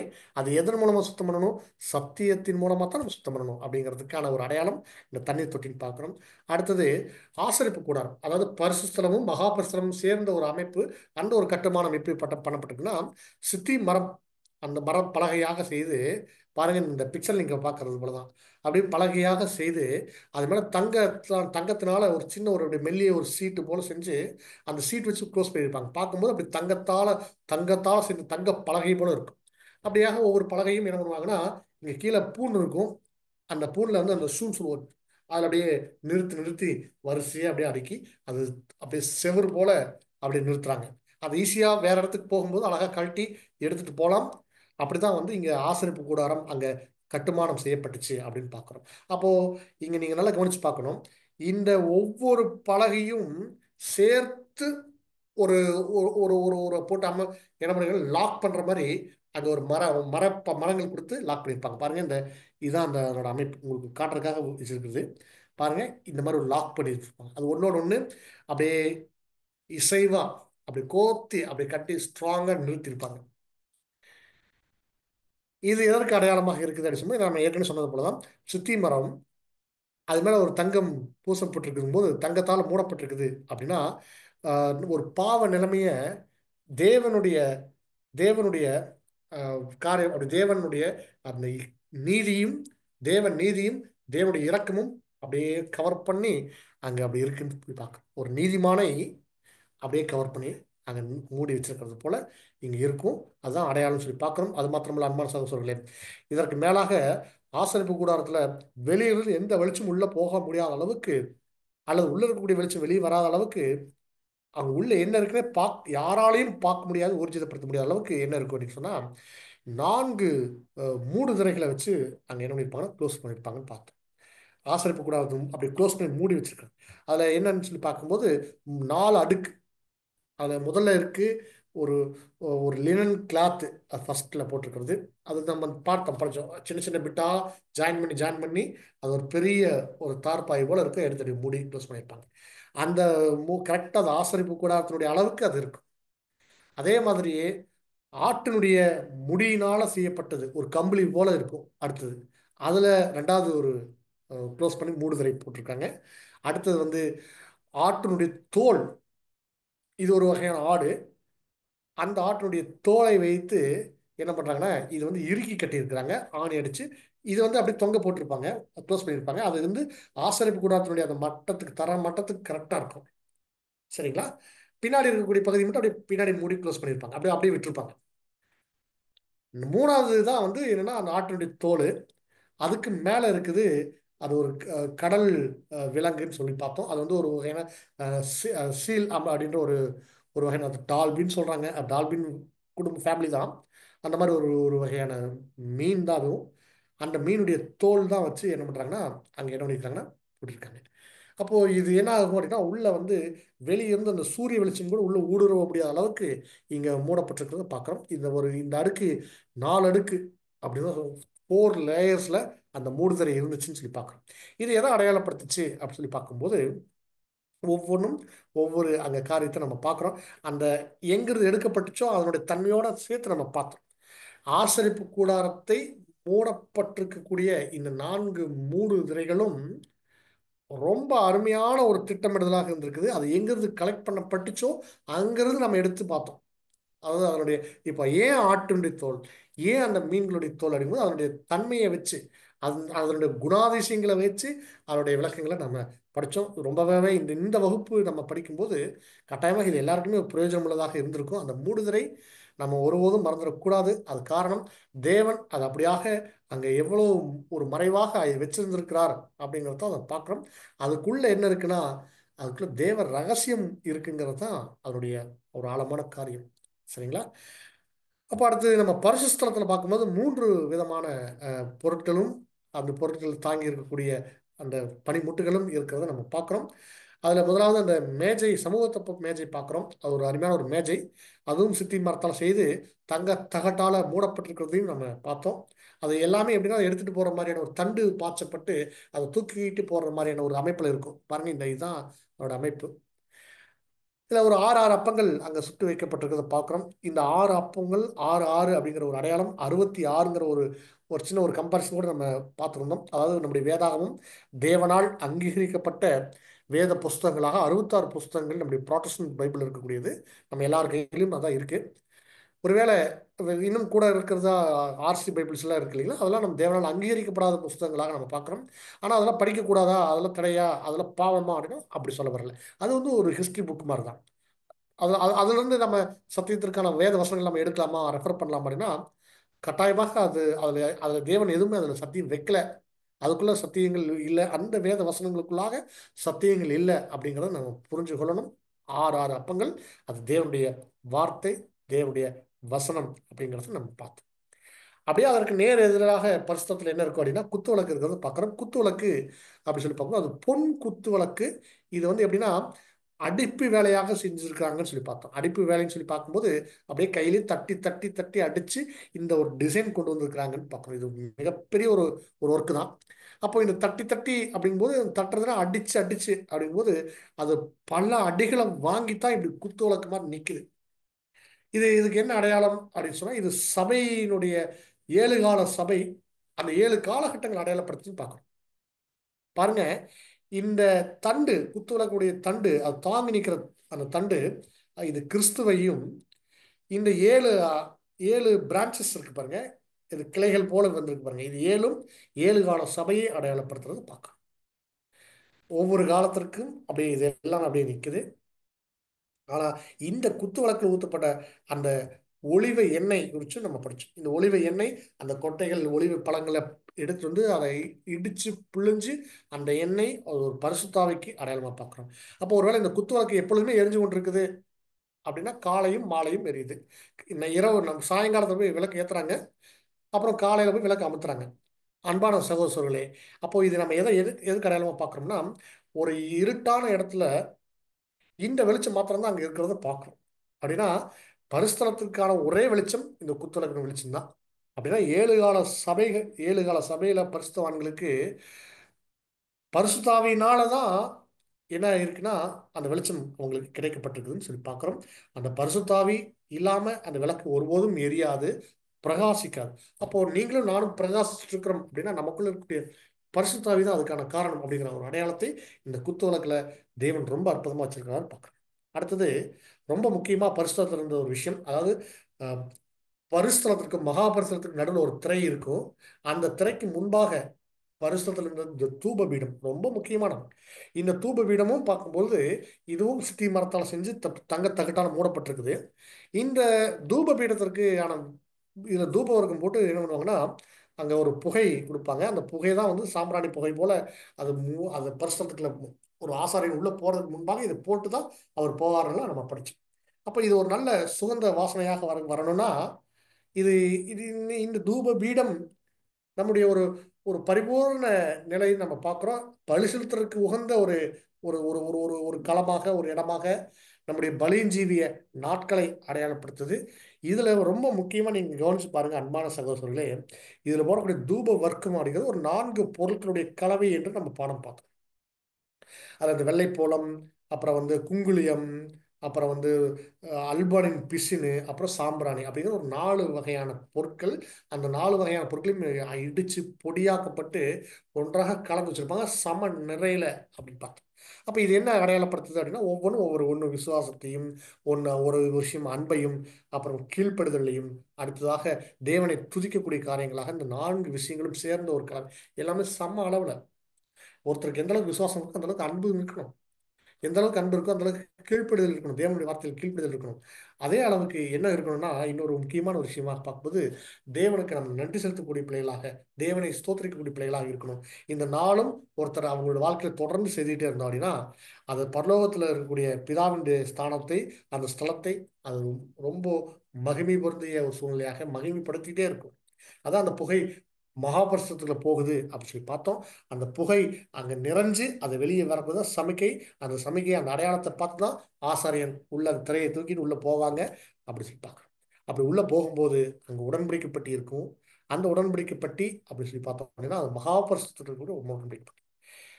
இந்த உடன்படிக்கை பெட்டி உண்மையாகவே நம்ம கவனிச்சு பார்க்கும்போது அது முழுவதுமாக அங்கேயும் தங்க தகட்டால மூடப்பட்ட ஒரு சித்தி மரம் தான். பாருங்க, சித்தி மரம் தான் எது வரைக்கும் வந்துருச்சு அப்படின்னு சொல்லி பார்த்தோம்னா மகாபரிசனம் வரைக்கும் வந்துருச்சு. அப்ப இதே பாவ மனுஷன் தான். ஆனா அந்த பாவ மனுஷனை நீதிமான் முதல்ல மூடணும், அப்புறம் பரிசுத்தவான் நிலை மூடணும், அப்புறம் மகிமை அடையும். பாருங்க, இதுக்குள்ள இருக்கு அருமையான ஒரு 2 கேருபீன்கள் இருப்பாங்க. அது கிருபாசனம்னு பார்க்கணும். கிருபாசனம், சரிங்களா? அப்புறம் உள்ள இருக்குது ஒரு மண்ணா வைக்கப்பட்ட பொற்பாத்திரம், அப்புறம் ஆரோனுடைய துளிர்த்த கோல், அப்புறம் மோசே கையில் கொடுக்கப்பட்ட அந்த கற்பலகைகள், நியாயப்பிரமாணம் எழுதப்பட்ட கற்பலகைகள் அப்படின்னு சொல்லி பார்த்தோம். இந்த உடன்படிக்கை பெட்டிக்குள்ள ஏன் இதெல்லாமே வச்சிருக்கிறார் அப்படின்னு சொல்லி பார்க்கும்போது இந்த கிருபாசனத்தில் இருந்த 2 கேருபீன்களாகட்டும், மண்ணா வைக்கப்பட்ட பொற்பாத்திரம் எல்லாமே ஒவ்வொன்றுமே ஒவ்வொரு தனித்தனி ஆவிக்குரிய அர்த்தங்களை அங்கே கொடுத்துருக்கிறத பார்க்கணும். தேவன் சும்மா ஒரு காரியத்தை செய்ய சொல்லலை. பாருங்க, உதாரணத்துக்கு அந்த 2 கேருபீன்கள் எதை அடையாளப்படுத்துது அப்படின்னா துதிகள் மத்தியில் வாசம் பண்ணக்கூடிய அந்த செக்கினா லைட் இருக்கும். கரெக்டாக 2 கேருபின் நடுவில் இருக்கும். அது ஒரு கிருபாசனம். இதெல்லாம் சேர்ந்து அமைப்பதை கிருபாசனம் பார்க்கணும். அப்படின்னா எல்லா கிருபைகளும் அங்கிருந்தா நமக்கு வருது. அப்ப தேவ சமூகத்திலிருந்து வரக்கூடிய எல்லா இரக்கம், கிருபை எல்லாமே. அப்போ அதுக்கு தேவையான அங்கே போய் ரத்தம் தெளிக்கிறதும் அங்கதான். அதற்கு முன்பாக தான் ரத்தம் தெளிக்கப்படுது. அப்போ தேவன் இடத்துல நாம ஒரு கோரிக்கை வைக்கிறோம் அப்படின்னா தேவனை நமக்கு பதில் கொடுக்கணும்னா தேவனுடைய வார்த்தையை நம்ம கீழ்ப்படிஞ்சுக்கிறோம் அப்படின்னா நம்ம பலி செலுத்தணும். யார் ஒருவர் பலி செலுத்துறாங்களோ அவங்களுடைய வார்த்தைகள் தேவனால கேட்கப்படுது. தேவன் அவங்களுக்கு தான் மருத்துவம் கொடுக்குறார். அவங்களுக்கு தான் எல்லா ஆசீர்வாதத்தையும் கொடுக்குறார். அவங்களுக்கு தான் எல்லா கிருமையும் கொடுக்குறார். இதை நம்ம எப்படி புரிஞ்சுக்கணும் அப்படின்னா ரொம்ப முக்கியம். இது ரொம்ப முக்கியமான பாயிண்ட். பாருங்க அன்பான சகோதரர்களே, ஒருவேளை தேவன் இடத்துல நீங்க ஆசீர்வாதத்தை வாங்கணுமா, தேவனிடத்தில் நீங்க கிருபி வாங்கணுமா, தேவனிடத்தில் நீங்க இரக்கத்தை வாங்கணுமா அப்படின்னா நீங்க பலி செலுத்தணும். என்ன பலி செலுத்தணும்? உங்களே நீங்க பலி செலுத்தணும். தேவனுக்கு நீங்க உங்களை அர்ப்பணிக்கணும். அது மாத்திரமல்ல, தேவனுடைய வார்த்தைகளுக்கு கீழ்ப்படியணும். அது மாத்திரமல்ல, தேவன் என்னென்ன விஷயங்களை நம்ம இடத்துல எதிர்பார்க்கிறாரோ அதை நம்ம செய்ய முயற்சி செய்துட்டே இருக்கணும். அந்த பிரயாசத்தை பார்க்கும்போது தேவன் நமக்கான ஆசீர்வாதத்தை அள்ளி கொடுக்கிறார். அதான் கிருபை ஊற்று அங்கதான் இருக்கு. சரிங்களா? அதான் கிருபையின் ஆசனம் அப்படின்னு சொல்லி பார்க்குறோம். அந்த மன்னா வைக்கப்பட்ட பொற்பாத்திரம் எதற்கு அடையாளமா? ஏன் மன்னாவனுடைய பொற்பாத்திரத்தை கொண்டு வச்சிருக்கிறார் அப்படின்னா அதனுடைய அடையாளம் என்ன அப்படின்னா, தேவன் அன்றன்றுள்ள ஆகாரத்தை எல்லாத்துக்குமே கொடுப்பார். இது எப்போ வரைக்கும்? தேவனுடைய ராஜ்யம் வரைக்கும் அது குறைவே இல்லாம அங்க நடக்கும். நீங்க எதையுமே அவனோட தேவனுடைய வார்த்தை கீழ்ப்படிஞ்சா போதும், உங்க வீடு தேடி உங்களுக்கு சாப்பாடு உங்க கைக்கே வரும் அப்படிங்கிறதுக்கான ஒரு அடையாளம். தேவன் இப்படித்தான் இஸ்ரவேல் ஜனங்களை நடத்தினார். இனி ராஜ்யத்துல ஒட்டுமொத்த உலகமே இப்படித்தான் நடத்துவார் அப்படிங்கிறதுக்கான ஒரு சாட்சியை அங்க வைக்க சொன்னார். அடுத்த ஆரோனுடைய அந்த துளிர்த்த கோல் அது எதை அடையாளப்படுத்துது அப்படின்னா, அது ஒரு ராஜரீக யார் இடத்துல தேவனால் ஒரு ஒரு ஊழியக்காரன் ஒரு ஊழியம் பண்ணணும்னா அது தேவனால் அவங்க தேர்ந்தெடுக்கப்பட்டவங்களா இருக்கணும் அப்படிங்கிறதுக்கான ஒரு சாட்சி. ஒரு ஒரு ஆசாரிய ஊழியம் அன்னைக்கு இருக்கும். இதுதான் தேவனுடைய ராஜ்யத்தில், இதுதான் சதா காலங்களும் இந்த முறைமை, இந்த ஒரு ஒரு ஆசாரிய முறைமைக்குள்ள நம்ம இருப்போம். அப்படி அந்த ஆசாரித்துவத்துக்குள்ள நம்ம இருப்போங்கிறதுக்கு இது ஒரு அடையாளம். அடுத்தது இருந்து அந்த கற்பனைகள் தேவனுடைய வார்த்தைகள் அது என்றைக்கும் மாறாது. அதை நம்ம சொல்றோம் இல்லைங்களா? அந்த அந்த எழுத்தாகலும் எழுத்தின் உறுப்பாகிலும் அது என்ன ஆகுதுன்னா அது நிறைவேறி தீர்ற வரைக்கும் அது ஒளிந்து போகாது. அதை நிறைவேற்றி தீர்க்கிறது யாருன்னா கிறிஸ்துவும் சபையினுடைய பிள்ளைகள் தான். அந்த கர்த்தருடைய வார்த்தைக்கு நம்ம முழுமையாக அதை நிறைவேற்றக்கூடிய பிள்ளைகளாக நம்ம இருக்கிறோம் அப்படிங்கிறதுக்கான அடையாளம். அந்த செக்கினா ஒளிங்கிறது ஒரு ஆச்சரியமான ஒளி அப்படின்னு சொல்லி பார்த்தோம். அந்த ஒளியை குறித்து நம்ம படிக்கும்போது நம்ம பார்த்தோம், அன்பான சகோதர சகோதரிகளே, 3 விதமான ஒளிகள் இருக்கு. நீங்க பிரகாரத்தில் இருக்கும்போது உங்களுக்கு எல்லா வெளிச்சமும் வரும். அப்படின்னா பாருங்க, எல்லா வெளிச்சம், சூரிய வெளிச்சம் இருக்கும், சந்திர வெளிச்சம் இருக்கும், வெளியே இருக்கக்கூடிய வெளிச்சம் இருக்கு, நெருப்பு வெளிச்சம், விளக்கு வெளிச்சம் இருக்கும். இது உலகத்தினுடைய சூழ்நிலை. உலகத்தில் இருக்கிறவங்க தான் என்ன பண்ணுவாங்க? பைபிளும் படிப்பாங்க, திருக்குறளும் படிப்பாங்க, திருவாசகம் படிப்பாங்க, வேற வேற புராண நூல்கள், இதிகாசங்கள் படிப்பாங்க. அது மட்டும் இல்லைங்க, யூடியூப்ல யாராவது பேசியிருந்தாங்கன்னா அதையும் கூட கேட்பாங்க. உலக பிரகாரம் ஏதோ ஒரு கருத்தா ஒரு பட்டிமன்றமா இல்லை யாராவது ஒரு பேச்சாளர் பேசியிருக்கிறாங்களா, இல்லை ஒரு மோட்டிவேஷன் ஸ்பீச், அதெல்லாம் பார்த்து அதையெல்லாம் கேட்பாங்க, கீழ்ப்படிவாங்க. அதெல்லாம் அதில் ரொம்ப இன்ஸ்பயர் ஆகிட்டு. இது உலக ஜனங்களுடைய நிலை. இதே ஞானஸ்தானம் எடுத்ததுக்கு அப்புறம் ஒரு புது சிருஷ்டியோட நிலை எப்படி இருக்குன்னா, பரிசுத்தலம் இல்லையா? பரிசுத்தத்தில் ஒரே குத்துவிளக்கு வெளிச்சம் மட்டும்தான். அது தேவனுடைய சத்திய வசனம், பரிசுத்தாவியினால கிடைக்கப்பட்டிருக்கக்கூடிய தேவனுடைய சத்திய வெளிச்சம் மட்டும்தான் அவங்களுடைய வாழ்க்கையில இருக்குமே தவிர வேற எந்த வழிகாட்டுதலும் அவங்களுக்கு இருக்காது. அடுத்தது ஆச்சரியமான ஒளி, மகா பரிசுத்தத்துக்கு விட்ட ஒரே வெளிச்சம், அதாவது தேவனிடத்திலிருந்து வந்திருக்கக்கூடிய அந்த ஆச்சரியமான ஒரு ஒளி தான். அதனால வேதவசனம் எப்படி சொல்றதுன்னா, ஒரு நம்ம எல்லாம் எப்படி இருந்தோமாம அந்தகாரத்தில் இருந்தோமா, இப்போ ஆச்சரியமான ஒளிக்கு வர்றோமா. அந்தகாரத்து இருளிலிருந்து ஆச்சரியமான ஒளி இடத்துக்கு நம்ம போறதா நம்முடைய இதுதான் அந்த வழி பயணமே தான். நம்முடைய வாழ்க்கை பயணமே இங்கே தான் இருக்குது அப்படிங்கிறத அழகா அந்த ஒரு வசனம் நமக்கு சொல்லி கொடுக்குதுங்க, அன்பான சகோதரர்களே. அடுத்தது ஆசாரியர்கள் குறித்து நம்ம நிறைய படித்தோம்.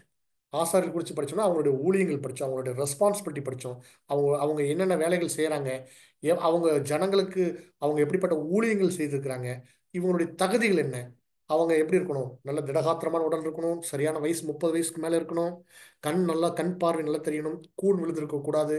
இதெல்லாமே ஒவ்வொன்றும் ஒவ்வொரு ஆவிக்குரிய அர்த்தம். கை உடைஞ்சிருக்கக்கூடாது, கால் உடைஞ்சிருக்கக்கூடாது, மூக்கெல்லாம் கரெக்டாக ஷார்ப்பாக இருக்கணும், கண்ணு நல்லா இருக்கணும். இந்த மாதிரி ஒவ்வொரு விஷயத்தையும் நம்ம பார்க்கும்போது அதில் என்னென்னா ஒரு ஒரு ஒரு குவாலிஃபிகேஷன்ஸ் பார்க்குறோம். வயசுலேருந்து ஆரம்பித்து எல்லா விஷயங்களையும் பார்க்குறோம். அப்போது அவங்க குள்ளனாக இருக்கக்கூடாது, ரொம்ப நட்டையனாகவும் இருக்கக்கூடாது, அப்போ சரியான ஹைட்டில் இருக்கணும். அப்போ இதெல்லாம் எதை அடையாளப்படுத்துதுன்னா, ஆவிக்குரிய அர்த்தத்தில் பார்க்கும்போது ஆசாரியர்கள் அப்படின்னா நீங்கள் நம்ம எல்லாருமே ஆசாரியர்களாக அழைக்கப்பட்டிருக்கிறோம். அப்போ நமக்கு சில தகுதிகள் இருக்குது. எப்படிப்பட்ட தகுதிகள் இருக்குது? நம்ம குள்ளனாக இருக்கக்கூடாது, வளர்ச்சி அடையாமையே இருக்கக்கூடாது, ரொம்ப வளர்ந்துட்டோம்னு சொல்லிட்டு அங்கே நட்டையின அதுவுமே ரிஜெக்ட் கண்டிஷன் ஆகும். அப்போ சரியானது. அடுத்தது கூணு இருக்கக்கூடாது. கூணா ஒரு அடிமைத்தனம், உலகத்துக்கு அடிமை.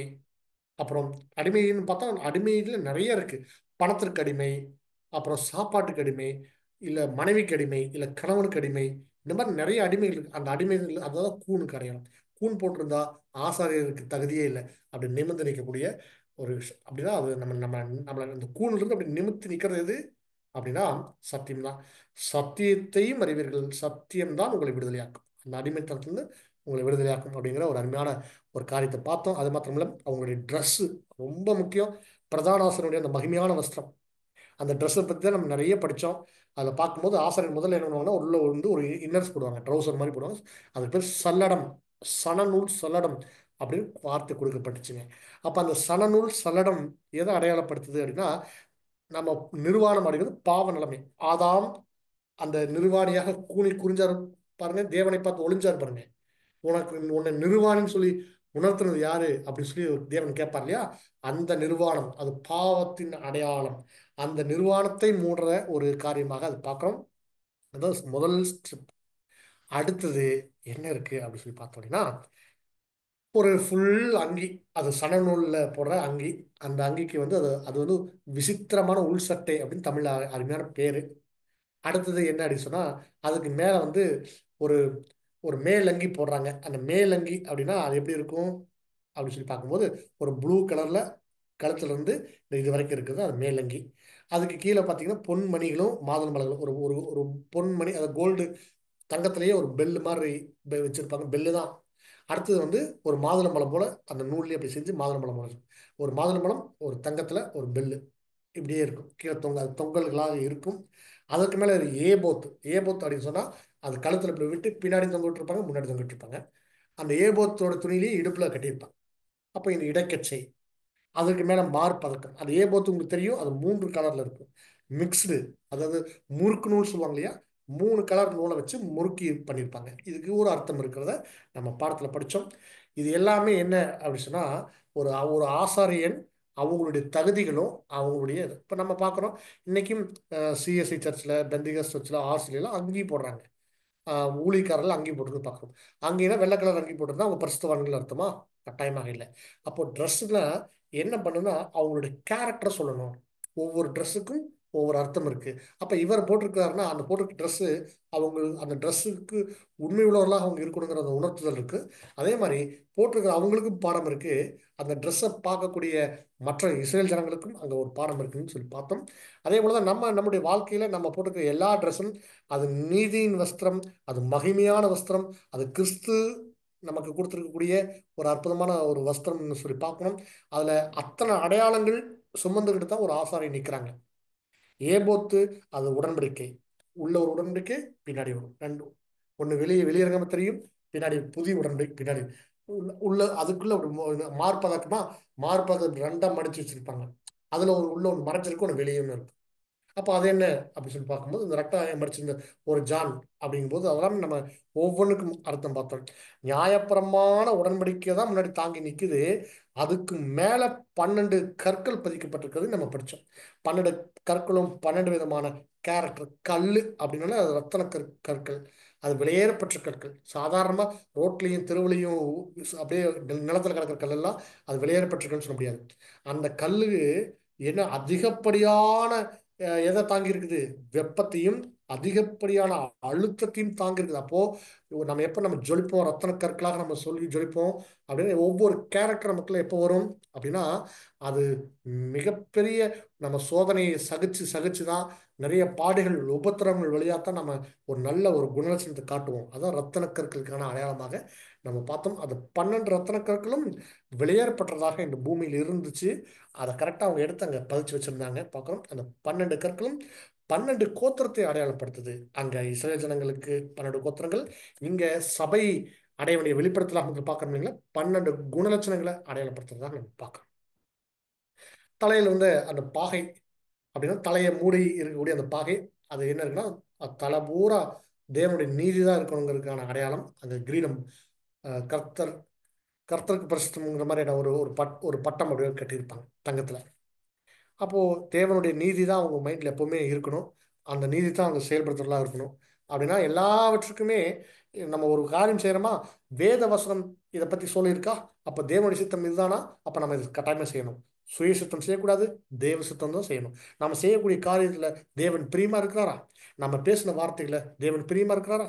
நம்ம செய்யக்கூடிய செய்கையில தேவன் பிரியமா இருக்கிறாரா அப்படின்னு நம்ம ஒவ்வொரு விஷயத்தையும் பார்த்து பார்த்து நம்ம செய்யும் பொழுதுதான் நம்ம ஒரு நல்ல ஒரு அந்த ஆசாரிய ஊழியம் செய்யக்கூடிய நல்ல ஒரு ஆசாரியனாக இருக்கிறோம். ஆசாரியனாக அழைக்கப்பட்டிருக்கோம். எல்லாவற்றுக்கும் மேலாக இது தனிப்பட்ட முறையில் ஆசாரியனுக்கு உரித்தான ஒரு விஷயம். அந்த மார்பதக்கத்தை நெஞ்சோட ஒட்டி இருக்குது 2 கல், ஊரின் துமின். இது வெளியே யாருக்கும் தெரியாது, உள்ள அது மறைவா வைக்கப்பட்டு இந்த ஊரின் துமின் அப்படிங்கிற இந்த 2 கல்லும் என்ன ஒரு காரியத்துக்கு ஒரு அடையாளமாக அங்கே பார்க்குறோம் அப்படின்னா, இது நம்ம அன்னைக்கு வந்து ஒரு முடிவெடுக்கிறதுக்கு இது பயன்படுத்திருக்கு. ஒரு காரியத்தை செய்யலாமா வேண்டாமா அப்படின்னு நம்ம இந்த குறி கேட்பாங்கன்னு சொல்லி நம்ம படிச்சோம் இல்லையா? அதே மாதிரி தான் இங்கே பண்ணியிருக்கிறாங்க. எஸ் ஆர் நோ அப்படிங்கிற ஒரு ரிசல்ட் தேவ சமூகத்திலிருந்து அவங்க வாங்குறதுக்கு, தேவ சித்தம் என்னன்னு தெரிஞ்சுக்கிறதுக்கு இந்த கல்லை அன்னைக்கு ஆசாரியன் பயன்படுத்தினாங்க. அப்போ இன்னைக்கு நாம பார்க்குறோம், அந்த ஆசாரியன் நாம தான். இன்னைக்கு நமக்கு இந்த ஊரின் துணிங்கிற கல் வந்து நம்முடைய மனசாட்சியை அடையாளப்படுத்த நம்ம பாடம் படித்தோம். மனசாட்சி அப்படிங்கிறது பாருங்க, நம்முடைய மனசாட்சி நல் மனசாட்சியாக இருக்கணும், துர்மனசாட்சியாக இருக்கக்கூடாது. அந்த மனசாட்சி வேத வசனங்களால அது உண்டாக்கப்பட்டு, அந்த மனசாட்சி தெரியாது. நம்ம தவறு செய்யும்போது நமக்கு அது உணர்த்தணும். மனசாட்சியினுடைய குரல் நமக்கு கேட்கணும். அன்பான சகோதரர்களே, இந்த மனசாட்சியின்படி ஒருத்தர் வாழ்ந்துட்டு இருக்கிறாங்க அப்படின்னா அந்த பொசிஸ்டி நல்ல ஒரு ஆவிக்குரிய வாழ்க்கையில இருக்கும். சரிங்களா? அந்த மனசாட்சி துர்மனசாட்சியும் இருக்கு, தவறான ஒரு சத்தியத்திற்கு புறம்பான வழிகாட்டுதல் கொடுத்துட்டே இருக்கும். ஆனால் நமக்கு நல் மனசாட்சி உடையவர்களாக நம்ம இருக்கணுங்கிறதுக்கான ஒரு சாட்சியாக நம்ம இந்த பாடத்தில் நம்ம கவனிச்சோம். அந்த ஊரின் துமின் இப்படியாக ஒரு அடையாளத்தை கொடுக்கு. அதை தாண்டி பார்க்கும்போது இந்த பாளையம், அதாவது ஆசரிப்பு கூடாரத்தை அடுத்து சுத்தி இருக்கக்கூடிய அந்த குடியிருப்பு பகுதி, தேவன் சரியாக ஒவ்வொரு கோத்திர வாரியாக ஒவ்வொரு கோத்திரத்தையும் சரியாக அங்கே என்ன பண்ணாருன்னா அங்கே வச்சாங்க. இது ஏன் இப்படி வைக்கணும்? ஏன் இந்த இடத்துல தான் கோத்திரம் இருக்கணும், இந்த இடத்துல நப்தலி இருக்கணும், ஆசேர் இருக்கணும், வடக்கு பக்கம் ஆசரிப்பு கூடாரத்தினுடைய இந்த பகுதியில் யார் இருக்கணும் அப்படின்னு ஒவ்வொரு தீர்மானிச்சார். பாருங்க, ஆசரிப்பு கூடாரத்தினுடைய முன்பகுதியில மோசேவும் ஆரோனும் அவங்களுடைய குடும்ப குமாரர்களும் இருந்தாங்க. அப்படி இந்த பக்கம் பாருங்க, சுத்தியும் லேவி கோத்திரத்துடைய 3 கோத்திரங்களும் தனித்தனியாக இருந்தாங்க. ஒருத்தர் வந்து வடக்கு பக்கம் மெராரி, மேற்கு பக்கம் பார்த்தீங்க அப்படின்னா அங்கே கெர்சோனு, அப்புறம் தெற்கு பக்கம் பார்த்தீங்கன்னா கோஹாத்து, இப்படியாக அவங்க இருந்தது பார்க்குறோம். லேவியர்கள் ஒரு முதல் சுற்றுல இருப்பாங்க, அடுத்த சுற்றுல ஒவ்வொருத்தரும் தனித்தனியாக இருப்பாங்க.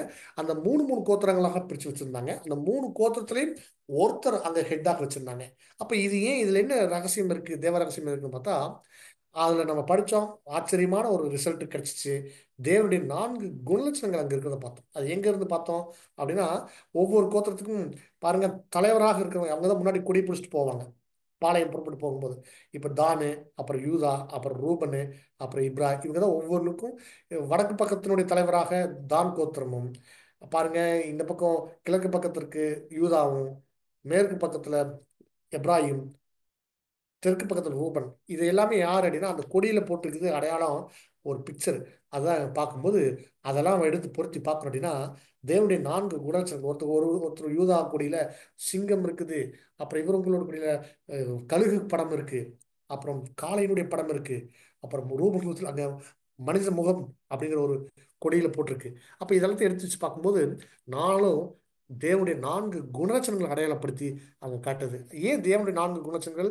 அப்போ தேவன் என்ன பண்றாராம, 4 பக்கமும் 4 முகம் இருக்கு. ஒரு பக்கம் சிங்க முகம், ஒரு பக்கம், அப்படி 4 பக்கமும் தேவன் அவருடைய பிள்ளைகளை கண்காணிச்சிட்டு இருக்கிறார்.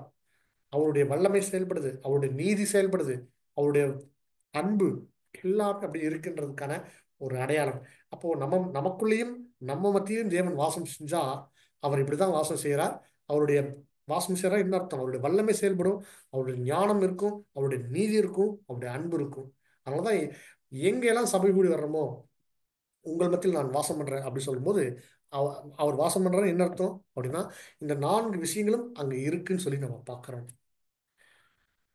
அடுத்ததாக பாவ நிவாரண பலி நாள் அப்படின்னு சொல்லி பார்த்தோம். அப்படின்னா இது தேவன் இந்த ஆசரிப்பு கூடாரத்தில் அவங்க செலுத்தின மிக முக்கியமான பலி. அந்த பலியில தான் நம்ம கடைசியாக நம்ம அந்த வகுப்புகள் தான் நம்ம படித்தோம். கட்டாயமாக இது யாருக்கும் மறந்துருக்காது.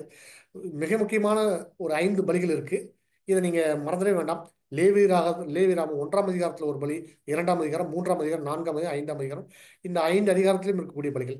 ஒன்று பாவ நிவாரண பலி. இதுதான் ரொம்ப முக்கியமா நம்ம படித்தோம். இந்த பாவ நிவாரண பலி தான் முதல்ல பண்றாங்க. இந்த பலியை தொடர்ந்து ஒவ்வொரு பலியா வருது. சர்வாங்க தகன பலி, போஜன பலி, சமாதான பலி, குற்ற நிவாரண பலி.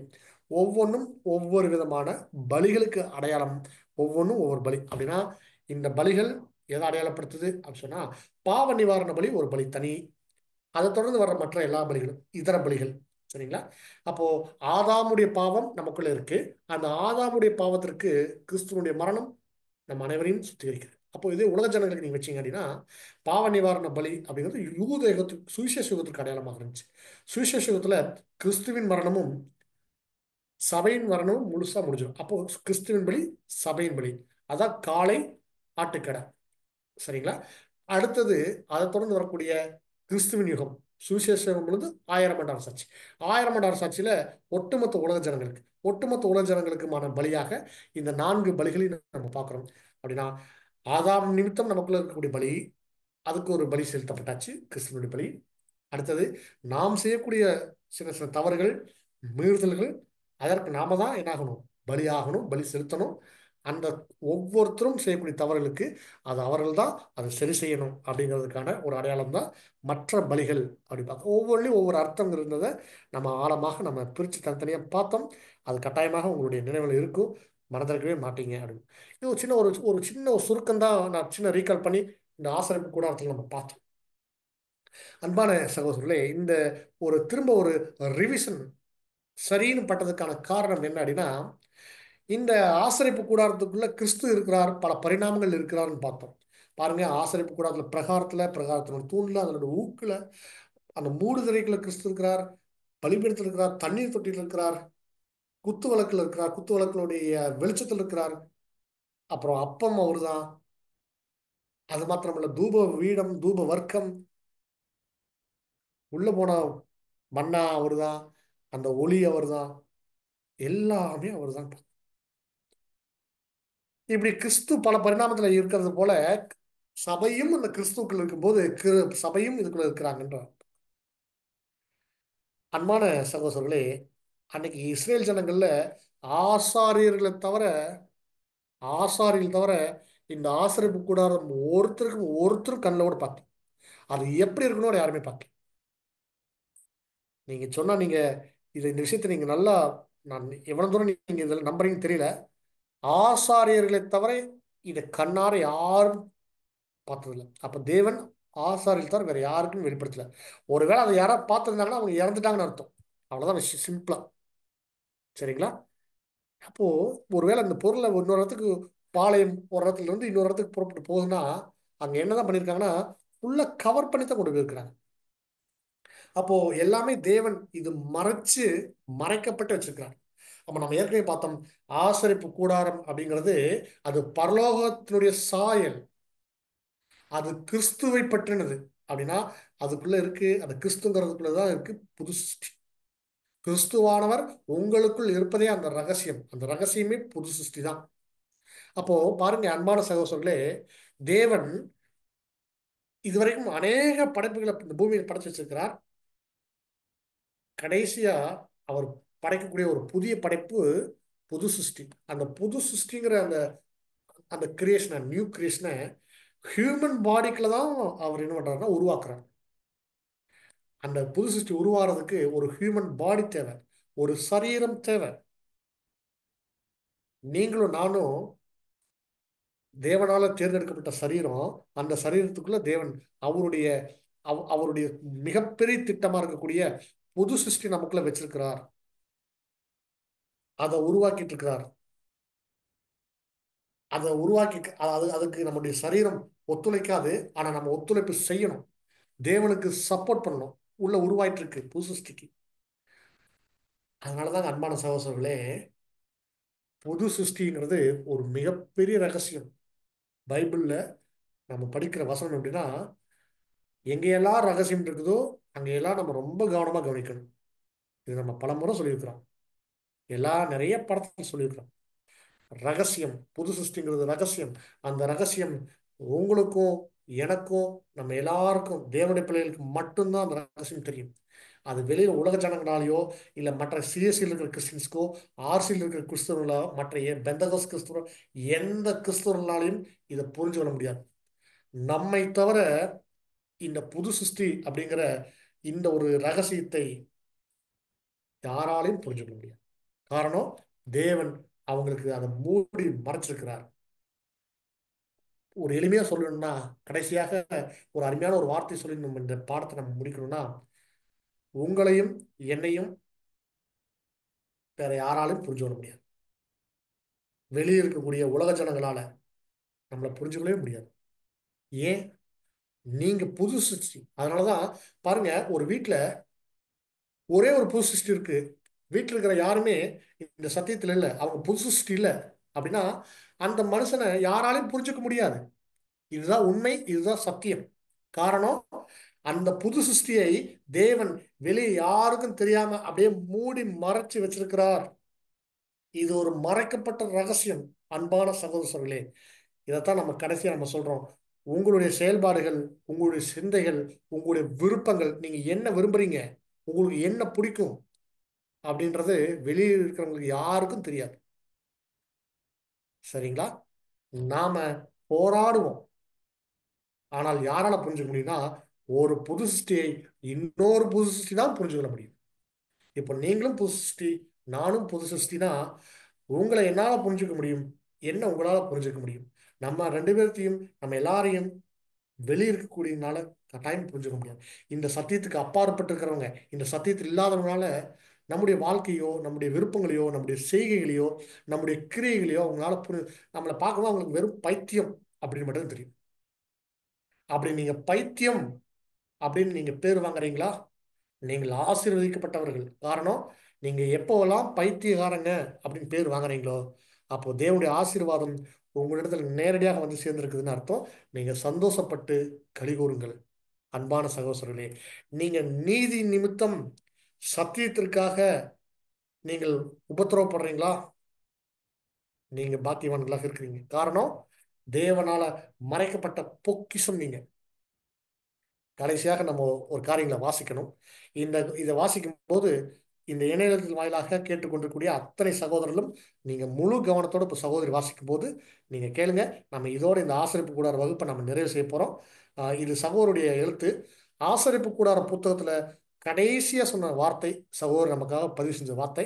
இந்த ஒவ்வொரு வரியும் ஒவ்வொரு வார்த்தையும் அதிக கவனத்தோட நீங்க கவனிக்கணும். சகோதரி, நீங்க வாசிக்க முடியுமா? வாசிங்க.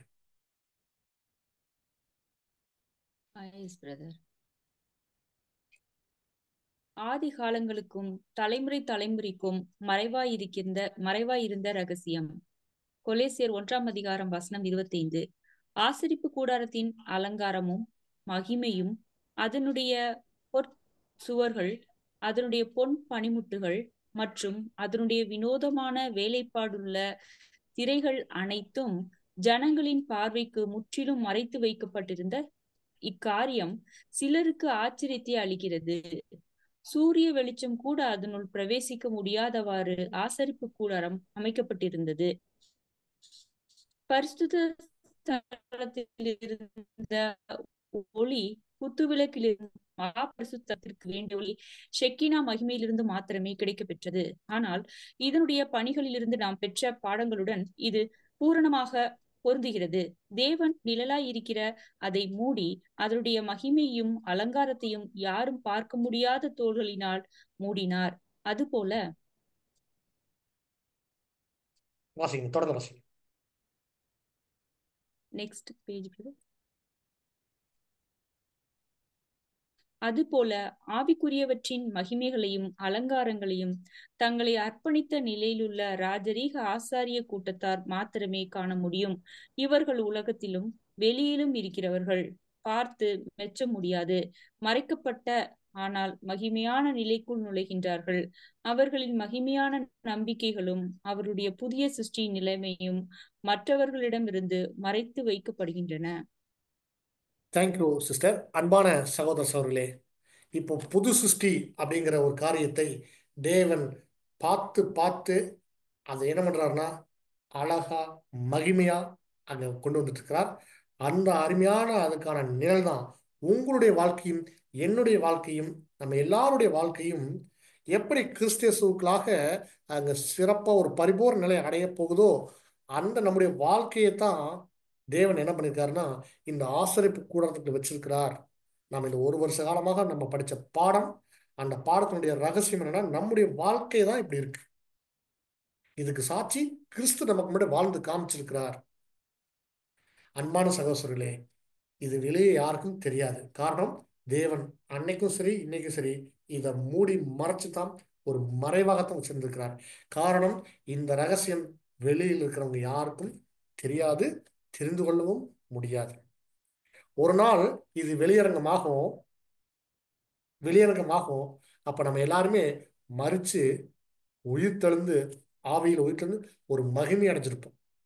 அந்த மகிமையில் இருக்கும் பொழுது தேவன் இந்த 1,44,000 பேருடைய வாழ்க்கையும் என்ன செய்வாராம, ஒட்டுமொத்த உலக ஜனங்களுக்கும் நம்முடைய வாழ்க்கையை அவங்க முன்னாடி கொண்டு வந்து வைப்பார். அன்புக்குரிய சகோதரர்களே, இந்த உலக ஜனங்கள் முழுக்க ஒரு ரட்சிப்பு அடைகிறதுக்கு தேவன் வச்சிருக்கக்கூடிய மிகப்பெரிய ஒரு சொத்து, மிகப்பெரிய ஒரு வெப்பன் என்னன்னா சபை வகுப்பாளர் இருக்கக்கூடிய 1,42,000. அதான் நீங்களும் நான். தேவன் இந்த உலகத்தை தீமையிலிருந்தும் அழிவிலிருந்தும் எல்லாவற்றிலிருந்தும் இந்த உலகத்தை தேவன் மீட்டு கொண்டு வரணும்னு சொன்னா அதற்கு தேவனுடைய ஒரு மிகப்பெரிய ஒரு நம்பிக்கை, தேவனுடைய கையில் இருக்கக்கூடிய மிகப்பெரிய சொத்து, அவருடைய சம்பத்து இந்த சபை வகுப்பாளர்களுடைய நீங்களும் நானும் நம்மளுடைய வாழ்க்கை தான்.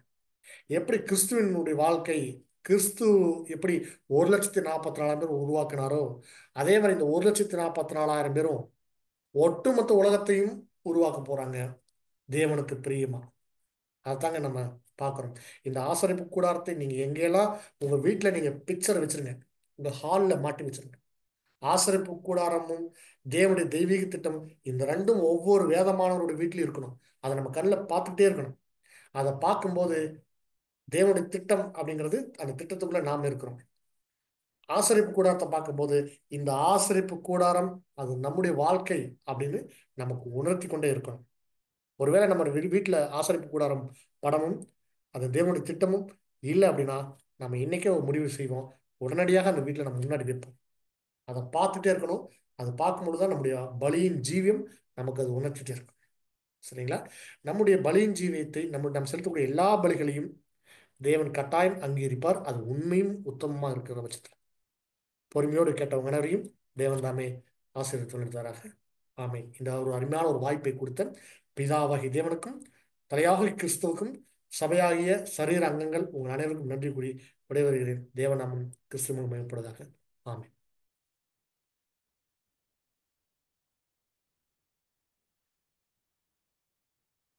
Thank you brother. அன்புக்குரிய சகோதர சகோதரர்களே, நாம் வருஷந்தோறும் பார்த்துட்டு வர இந்த டாபர்னிக்கல் கண்டினியூஸ் ஸ்டடி இந்த பாட்டமோட நமக்கு இது நிறைவி அறிந்தது அப்படி தெரிவிக்கிறோம். ஸோ இப்பேற்பட்ட மேன்மையில சத்தியவச்சனம் கொடுத்த பிதாவான தேவனுக்கும் நம்ம ரட்சக மீட்பராக இருக்கிற இயேசு கிறிஸ்து வழியாக நன்றிகள் இருக்கிறோம். இந்த வகுப்பு தூத்து கொடுத்த நம்ம அன்பு சகோதரனுக்கு நம்ம அனைவர் சார்பாக நன்றி செலுத்துகிறோம். பொறுமையோட கேட்ட அனைவரின் தேவன் ஆசீர்வதிப்பாக. ஒரு சில அறிவிப்புகள். அன்புக்குரிய சகோதர சகோதரர்களே, இந்த கிளாஸோட நமக்கு இது நிறைவடைந்துச்சு. இப்போ நாம் மெமோரியல் சீசனில் நாம் இருக்கிறதுனால ஏப்ரல் 11ஆம் தேதி நாம் மெமோரியலில் கலந்துக்க போகிறோம். ஸோ அதுக்கு வரைக்கும் நமக்கு ஒரு 6 வாரங்கள் நமக்கு டைம் இருக்குது. இந்த 6 வாரங்கள் நாம் இந்த மெமோரியல் ஸ்டடி நாம் பண்ண போகிறோம் இதே ஜூம் லிங்க்ல. ஸோ அதுக்கு தொடர்ந்து நமக்கு புதுசாக நாம் ஆல்ரெடி டிசைட் பண்ண மாதிரி கிறிஸ்துவின் ராஜ்யத்தை பற்றின சத்தியங்கள் நமக்கு அது ஒரு கண்டினியூஸ் ஸ்டடியை நாம் தியானிக்க போகிறோம். ஸோ அதுக்கான தனியாக லிங்க் இதே லிங்க் தான் அந்த பாஸ்வேர்ட் சேஞ்ச் பண்ணி நம்ம கொடுக்க போகிறோம். ஸோ அதுக்கு திருப்பி நாம் அனைவரும் கனெக்ட் பண்ணிக்கலாம். ஸோ இப்போ தேங்க்யூ.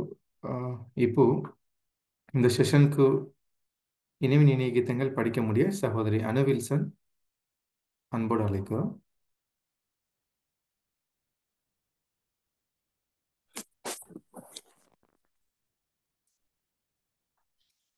இன்றைக்கான இரவின் இனிய கீதங்கள் சகரியா 4ஆம் அதிகாரம் 6ஆம் வசனம்.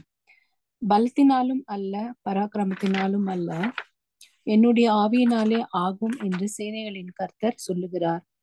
நம்முடைய கர்த்தராகிய இயேசு கிறிஸ்து தாமே ஆவிக்குரிய ஆலயத்திற்கு அஸ்திபாரம் இட்டார். அவராகவே அதை பூரணப்படுத்தி பிரதான தலைக்கல்லாகவும் விளங்கி தேவன் நியமித்த ஏற்ற வேளையில் மனிதரால் மாத்திரமல்ல தேவ தூதர்களாலும் கூட மகிமைப்படுத்தும்படியாக ஆர்ப்பரிக்கப்படும். இந்த பணி அவரது கரத்தில் இருக்கிறது.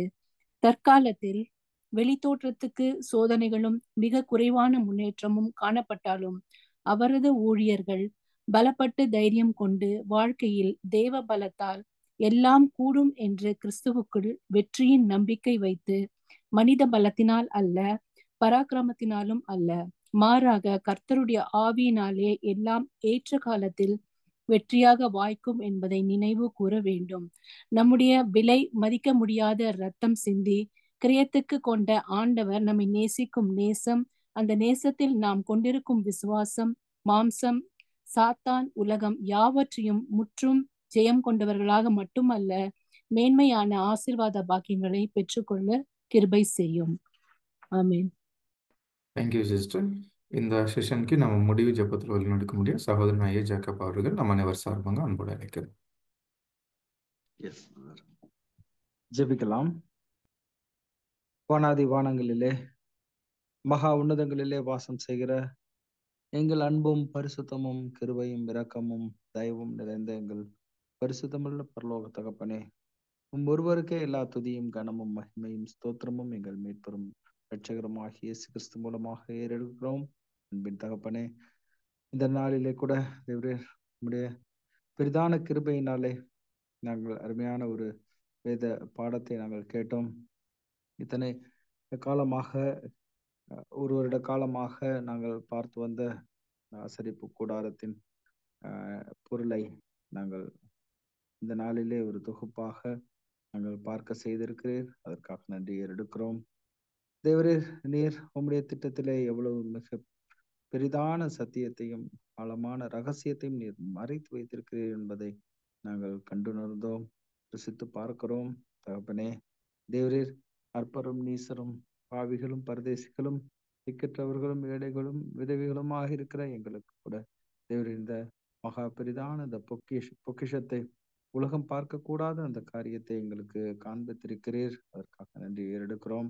தகப்பனே, இன்னும் தேவரீர் உம்முடைய தெய்வீக திட்டத்திலே நீர் எங்களையும் நினைத்து எங்களை வைத்து அதிலே நாங்கள் பங்கு பெற சிலாக்கியம் உள்ளவர்களாக விளங்க தேவரீர் ஒவ்வொரு நாளும் ஒவ்வொரு நிமிடமும் ஒவ்வொரு நொடியும் தேவரீர் நீர் எங்களுக்கு நம்முடைய பலத்தையும் ஆவியையும் கொடுத்து உண்மை பற்றின சிந்தையை கொடுத்து எங்களை வழிநடத்த வேண்டுமாய் கூட கெஞ்சுகிறோம். தகப்பனே, அப்பா பிதாவே, நீர் மகா பெரியவர், நீர் உன்னதர். நாங்கள் எங்களுக்காக நீர் வைத்திருக்கக்கூடிய அந்த பரம ஈவை நாங்கள் உணர்ந்திருக்கிறோம், அதை ருசித்து பார்க்கிறோம். தகப்பனே, அதை நாங்கள் பெறத்தக்கதாக ஓட தேவரீர் தாமே எங்களுக்கு முழு பலமும் தந்திரல வேண்டுமாய் கேட்கிறோம். நாங்கள் யாரிடத்தில் செல்வோம்ப்பா? உண்மையை நாங்கள் நோக்கி நாங்கள் பார்க்கிறோம், உண்மையை நோக்கி கெஞ்சுகிறோம், மன்றாடுகிறோம்.